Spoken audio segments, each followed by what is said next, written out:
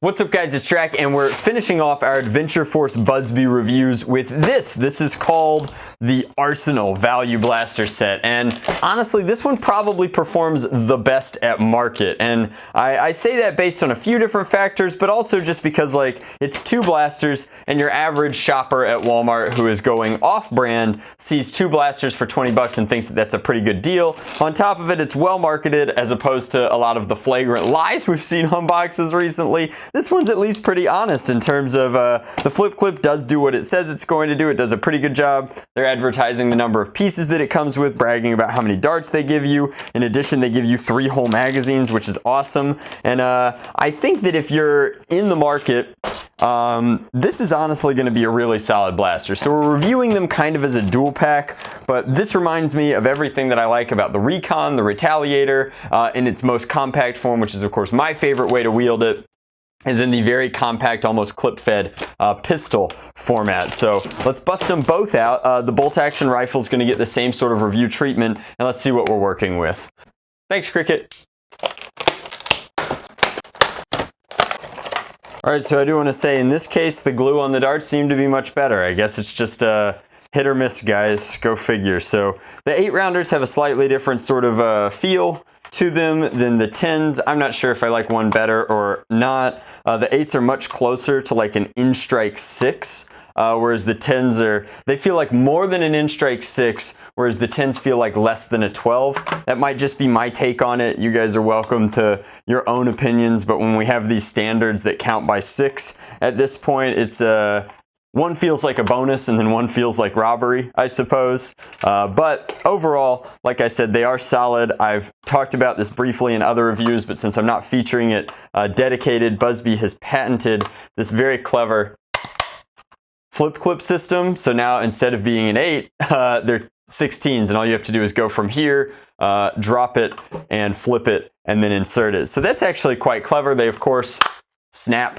pretty easily. They've got just about the right amount of friction for that sort of mechanism, and I think that it's pretty clever. Now, here we have a perfect example of like kind of, if you're going to sell 2 blasters at $10 each effectively, you have to go cheap somewhere. I do want to point out the plastic quality. It's very thin, very cheap all over. It was actually the back half of my Provoke here from CRKT was cutting into the blasters just a little bit while I was cutting them out of the box, and that wasn't ideal at all. So I bring it up because this should be a solid piece. It'd be more comfortable. Instead, you're cutting into this every time you grip it. Now, like old school Buzzbee blasters had much better grips in this sense, but this one's a little cheap here in addition to being kind of, oh my God. Sorry guys, there's nowhere to put your hand on this blaster. I wish to quote my little sister who asked me once, do the people at Buzzbee have hands? And the answer is, I don't know. So while you're priming, this is of course an impossibility as your hand is in the way, but when not primed, it appears that this is not actually a stock. It looks like a stock, but notably it can't be a stock. Just ergonomically. This is supposed to be the grip. You've got a choil here for your middle finger, then 2 fingers there, and then that. And honestly, that's atrocious ergonomically. Now, this is not removable. Ooh, you can hear it. You can hear the crinkles. So we'll fire once. Like I said, now we have to move our whole hand here to prime this back, forward, and down. And performance on this seems a little bit slighter than it has been in other blasters. I feel like the transforming blaster is a little bit, the Max Morpher is a little bit more bang for your buck, but we'll figure that out on the chronograph in just a minute. Now, this one just says BBT 1902, and I wonder what that means. That's a cool secret code. This actually is kind of gnarly. The grip here is a little too small. It's not bad, just my pinky sort of either has to hang on here on these ridges, which isn't great, or hang off here, which also isn't ideal. It's got their proprietary top rail, so I guess you could put this on either blaster, although here it won't fit over this unless it's primed back. Here, I think that you're in good shape. Let's go ahead and throw it on like that.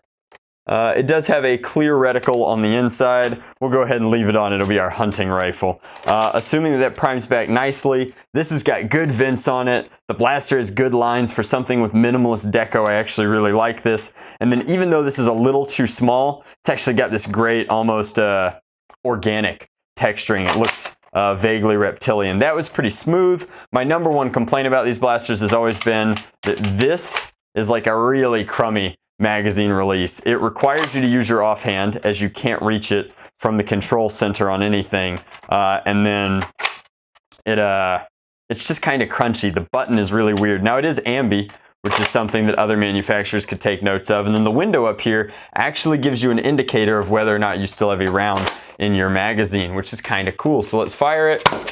And like I said, this one is, it's not complicated, it's not fancy, it's certainly not trying to be something that it isn't. It's a relatively accurate blaster, if that camera shot is to be believed, and it does a pretty good job. So let's put it over the chronograph, see how it performs. Claiming ranges of up to 100 feet for both of these guys. We'll put that to the test. All right guys, so back at it with the bad grip here. We've got priming, darts are ready to go. So crunchy. In, over, and chronograph. 75 is not terrible. That's basically elite levels of performance, although that shot is 99. Almost ridiculous, the variance there. Let's see. 76, 74. I think we'll just have to call our miracle shot there an outlier. This guy, again, just ergonomically sort of a disaster.